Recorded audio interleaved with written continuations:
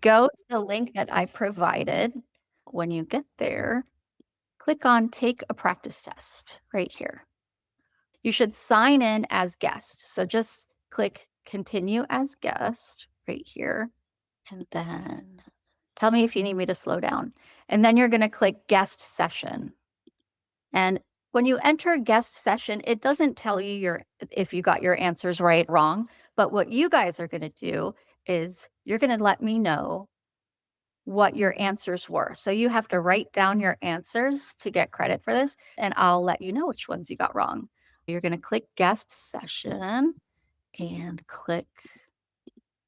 After you get to that, you're going to select your grade. It doesn't matter, 9 through 12th, which one you pick. Ohio State tests. You will just select and then skip and then begin test now.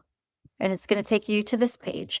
And I actually explained how to do this one in last week's session. So go ahead and get started, write down all your answers, and I'll let you know which ones you got wrong, which ones that you need to work on. All right, so I'm going to stop recording right now.